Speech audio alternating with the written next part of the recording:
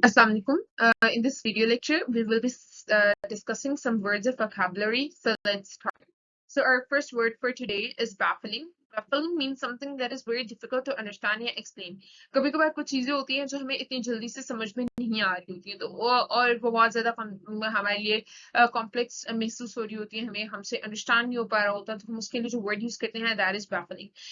इसकी एग्जांपल है कि that the instructions for the new software were baffling, यानी कि नई सॉफ्टवेयर की जो भी इंस्ट्रक्शंस थी वो आपको समझ नहीं आ रही थी, were not able to understand that, तो उसके लिए आपने जो है वो बैफलिंग का वर्ड यूज कर लिया. जैसे अगर आप ये पिक्चर देखें, इसी तरह अगर आप ये पिक्चर देखें तो इसमें आपको नजर आ रहा है कि ये बहुत ही जो है वो पुराने जमाने का कोई आदमी है, and he's trying to use the laptop, तो that's how you define baffling. तो वो baffled है, बेसिकली इसे समझ नहीं आ रहा है इसको कैसे इस्तेमाल करना है. इसी तरह इसकी कुछ सिनोनिम्स हैं जिसके अंदर perplexing, puzzling, confusing, ठीक है, bewildering, ये सारे आ जाते हैं. एंटोनिम्स में आपके पास क्लियर, अंडरस्टैंडेबल, ठीक है, सिंपल, यूसेड, जो चीजें आपको बिल्कुल क्लिस्टर क्लियर हो उसके लिए आप ऑब्वियसली वो सारे वर्ड्स आप इसके एंटोनिम में आराम से यूज कर लेंगे. तो ये आपने थोड़ा सा ना टेक्निकली देखना होता है चीजों को, कि जब एक चीज आपको उसका लफ्ज समझ आ गया ना, तो उस कोई भी ऐसा वर्ड जो ऑपोजिट मीनिंग रखेगा वो उसका एंटोनिम होगा. ठीक है, तो ये एक छोटा सा ट्रिक आपने याद रखना है. ठीक है, इसी तरह अगर हम फर्दर मूव करें तो वो होता है बैशफुल. बैशफुल क्या होता है? बैशफुल मीन्स कोई भी जो है ना बंदा जो बहुत ज्यादा शायर हो, ठीक है, ये नहीं है कि जो बहुत ज्यादा जल्दी लाइक अपने शर्मिंदगी महसूस करे, मोर लेस. तो ये सारी जो कंडीशंस हैं उनके बारे में हम क्या देते हैं कि that person is bashful. इसकी एग्जांपल है कि that the bashful student avoided eye contact during the presentation. ये कि उसको प्रेजेंटेशन के दौरान जो है वो more or less शर्म आ रही थी, so that he could not make an eye contact. तो ये जो है ना वो bashful की एग्जांपल हो जाएगी. ठीक है, जैसे हम यहाँ पर आपको नजर आ रहा है शर्मा रहा है जो भी आपका कार्टून है, तो that's how we define bashful. इसके synonyms में आपके पास आ जाता है shy, timid, retiring, self-conscious, coy, और antonyms में obviously जो भी जितना bold होगा, outgoing होगा, assertive होगा. ठीक है, तो वो सारी की सारी चीजें आपके पास antonyms में आ जाएंगी. ठीक है, इसी तरह अगर वो बैकग्राउंड है, बैकग्राउंड का मतलब होता है कि कोई सिग्नल देना, कोई इशारा करना, ठीक है, कोई जेस्चर देना कि अच्छा मेरे पास आ जाओ, अच्छा ये कर लो. ठीक है, तो मोरलेस जो है ना वो बैकग्राउंड इसी को कहते हैं.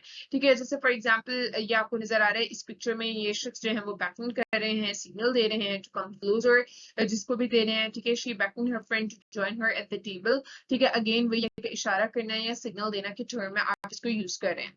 इसी तरह अगर हम फर्दर आपके पास क्या आएगा? सिनोनिम्स आएंगे जिसके अंदर सिग्नल, जेस्चर, समन, इनवाइट, कॉल या हेल होगा. एंटोनिम्स ऑब्वियसली उससे बिल्कुल ऑपोजिट चीजें होंगी, जैसे कि रिजेक्ट करना, अवॉइड करना, रिपेल करना. तो ये सारे के सारे उसके एंटोनिम्स होंगे. ठीक है, इसी तरह अगर मैं फर्दर करूँ तो जो नेक्स्ट वर्ड है वो आपके पास कॉवर्टेड है. कॉवर्टेड का क्या मतलब होता है? कॉवर्टेड का मतलब होता है कि कोई भी ऐसी चीज जो बहुत ज्यादा जिसकी किसी को तलब हो या बहुत ज्यादा वो उसको डिजायर कर रहा हो. ठीक है, ये नहीं है कि उसके लिए लिंगर कर रहा हो. जैसे फॉर एग्जांपल बहुत सारे स्टूडेंट्स होते हैं जो किसी एक पर्टिकुलर यूनिवर्सिटी को बहुत ज्यादा अपना ड्रीम यूनिवर्सिटी समझते हैं, they want to get in there. ठीक है, फॉर एग्जांपल मेडिकल कॉलेजेस के लिए बच्चे जो है ना वो करते हैं मोर और लेस. ठीक है, इस तरह इंजीनियरिंग यूनिवर्सिटीज के लिए करते हैं. तो उसके लिए बेसिकली बहुत ज्यादा डिजायर जिस चीज के लिए हम कह देते हैं कि that the person is coveted towards that particular thing. इसके एग्जांपल है she finally got the coveted job she had been dreaming for. इस केस में वो लड़की जो भी थी कि उसको ऑब्वियसली कोई जॉब चाहिए थी जिसके लिए वो ड्रीम कर रही थी और अल्टीमेटली उसको मिल भी गई. इसी तरह ये मेडिकल कॉलेज की मैंने पिक्चर लगाई है to make like to tell you people that you people are definitely coveted to the medical colleges. आप मेडिकल कॉलेजेस में एडमिशन चाहते हैं, आप high desire to get in there, तो इस तरह से आपको ये लफ्ज जो है वो याद है. इसके कुछ सिनोनिम्स हैं जैसे कि डिजायर्ड, इन डिमांड, वैल्यूड वगैरह. इसी तरह एंटोनिम्स हैं ऑब्वियसली उससे बिल्कुल उल्टे आपने बनाने हैं, जिसमें अनवांटेड आ जाएगा, अनवैल्यूड आ जाएगा, अनडिजायर्ड आ जाएगा. ठीक है, तो ये आपका एक ट्रिक है अपने एंटोनिम्स को लर्न करने का. ठीक है, जो मैंने भी आपको थोड़ी देर पहले भी बताया था. इसी तरह अगर मैं फर्दर मूव तो है क्रेडेंशियल्स। क्रेडेंशियल्स होता है कि आप अगर कोई फर्दर क्लासिफिकेशंस वगैरह की तरफ रेफर कर रहे हैं या कोई अचीवमेंट्स वगैरह का बता रहे हैं जो कि एक बंदे ने किसी एक पर्टिकुलर पोजीशन पर या किसी एक पर्टिकुलर पोस्ट पर या किसी एक पर्टिकुलर जॉब में की है, तो वो ऑब्वियसली आपके क्रेडेंशियल्स होंगे। इसके एक एग्जांपल आप देखें, she had necessary credentials to apply for job. इसके जॉब के लिए आपके पास कोई फला ट्रेनिंग सर्टिफिकेट होना चाहिए, फला एमएस की डिग्री होनी चाहिए या पीएससी की डिग्री होनी चाहिए। तो वो सारे के सारे आपके क्रेडेंशियल्स होते हैं, वो आपकी क्वालिफिकेशंस होती हैं, ठीक है।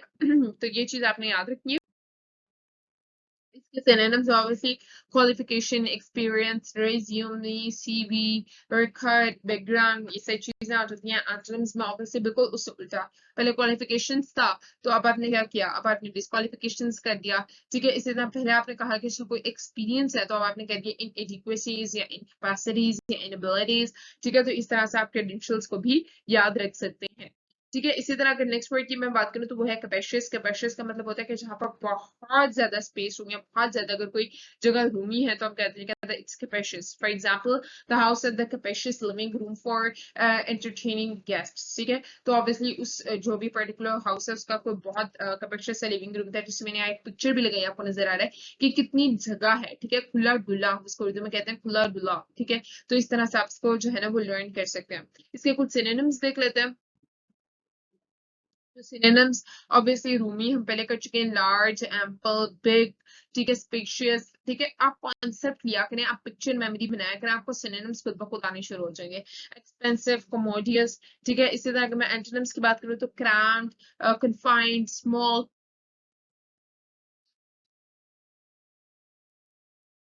narrow, constricted, ये सारे के सारे इसके जो है वो antonyms होंगे।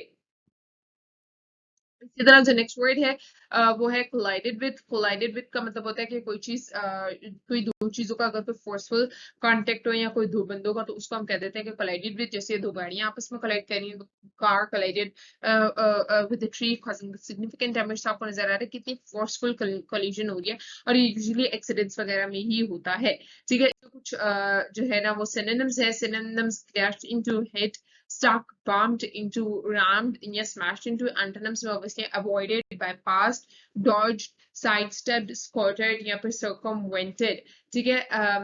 ये again मैंने एक पिक्चर लगाई है आप। So this is all for today. I hope आपको समझ आ गया होगा। बाकी इंशाल्लाह हम डिस्कस करेंगे। Till then, thank you so much. Allah Hafiz.